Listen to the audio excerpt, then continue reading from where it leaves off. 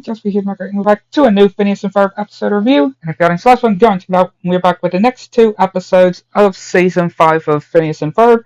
And we start with another really cool one, and it starts with Perry sleeping, and he ends up going into the lair, which apparently Carl and Major Monogram have been testing all of the Agent P OWCA lair entrances.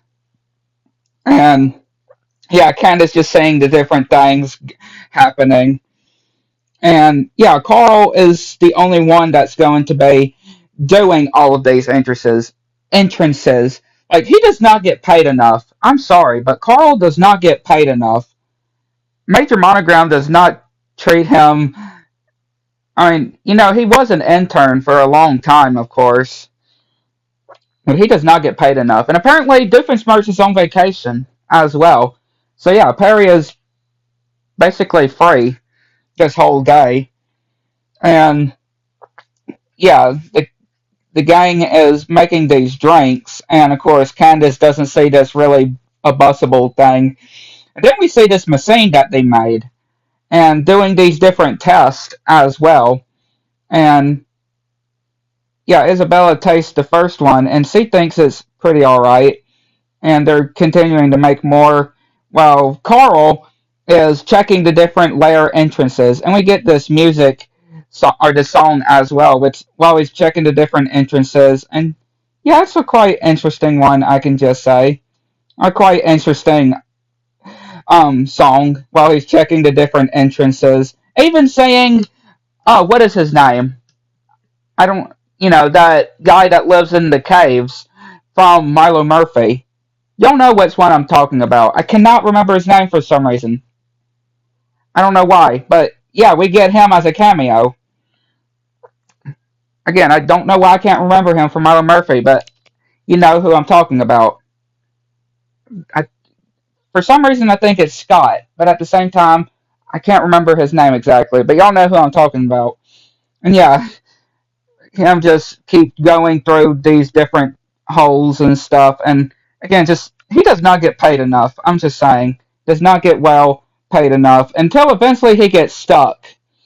And Major Monogram, just world's best boss. Yeah, right. I mean, he's the one just sitting back, just drinking some coffee, and Candace just saying the invention, and C is just wondering about the whole, just talking about the mysterious force again. And then C overhears Major Monogram, and C actually believes that it's actually the mysterious force talking to her. And then seeing these different lights that's happening too. And C calls Stacy about the mysterious force talking to her. And yes, Stacy sees the invention, and Candace is going psycho when Stacy goes in, and she is literally out of her mind. This girl, this woman is literally out of her mind, and just trying to speak to the mysterious force again. And yeah, they hear the mysterious force again, and yeah, Candace thinks that Carl is her agent name or her code name, even though obviously he's trying to talk to Carl who is stuck. And yeah, of course, Candace calls her mom to get over back to the house. And yeah, Monogram says that the parents are about to be arriving to the house, but of course Carl is still stuck. And yeah, Doofenshmirtz then makes us a niter to bring a drink to him. And yeah, Isabella and Baljeet actually get into a fuss, and Ferb ends up putting this mint into the drink. And yeah, it ends up making it really good. And Buford really loving it too.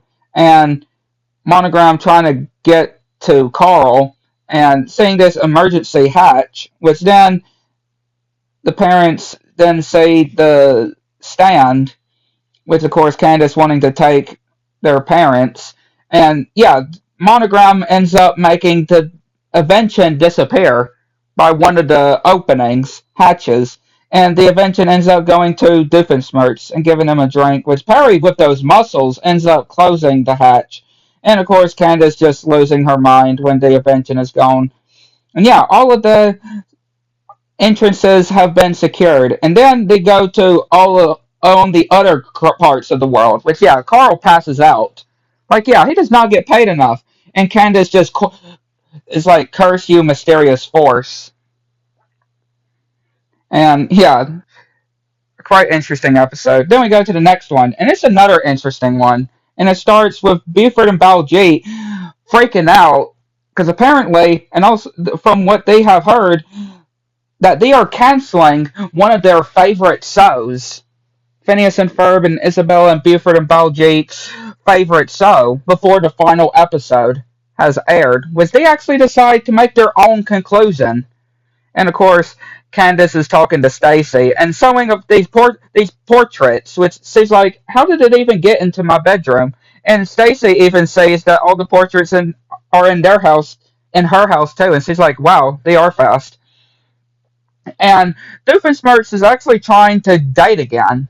Yeah, he's actually trying to date again. And we see this robot girl, and of course, Norma's like, "Hubba, hubba."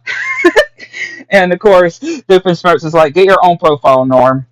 And then he actually decides to go on a show, basically. One of those reality shows.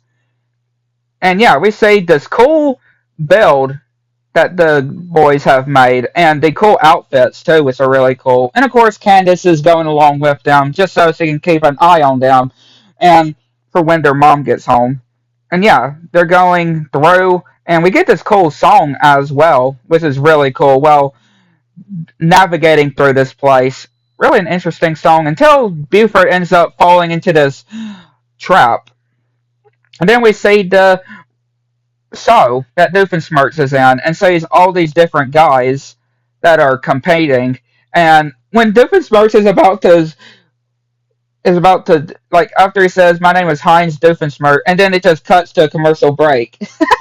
Like, yeah, it doesn't even let him finish. And then yeah, they find this four-way tunnel and literal lava that is sowing coming out, and we see all these girls with these guys, and yeah, Doofenshmirtz making a humiliation of himself, and yeah, Vanessa can't watch this, but Norm can't look away from it. And yeah, they find Buford all trapped, which Candace just walks through all the traps, literally. Goes through all the traps and all of the fire and stuff, and yeah, she gets it through all of it to rescue Buford. And yeah, then Doofenshmirtz uses this igniter to literally shake things up, making all the guys shaking. And Monogram is even watching the show and tells Perry to go and stop Doofenshmirtz. And yeah, just making everybody just shaking. And all these women going over to Perry. And of course, Doofenshmirtz sees that Perry is. And then we see this last thing that they need to complete their conclusion on the story. And then we see this giant Colossus thing, which traps some of the others, and Ferb using this dust to knock it down. But then, when stepping on these tiles, it turns green, or the tiles turn green, and these weird creatures come out, and apparently it's a magnet. Candace has shown that it's actually a magnet with these on the floors, which yeah, they use to magnetize it, and then Candace is about to get taken by the creature until this mysterious hooded figure comes that they do show multiple times, a few times, and actually managed to get the crystal thing and defeat the monster. And it actually turned out to be Jeremy, because he actually saw that, yeah, he actually loves this show. He actually loved the show, and he really wanted to be a part of it. And of course, obviously, Candace really thought it was amazing that her own boyfriend was the one that saved her. And then, yeah, Doofenshmirtz still attacking Perry, and then him getting hit himself, and it reflecting into space and making the build go away. So yeah, before Candace can get her mom to see. And yeah, Norm sees one of the robots that he thought, but no, it's just a normal girl in a robot costume. And of course, he realized that he just been catfished, basically. But yeah, very interesting episodes. I like to know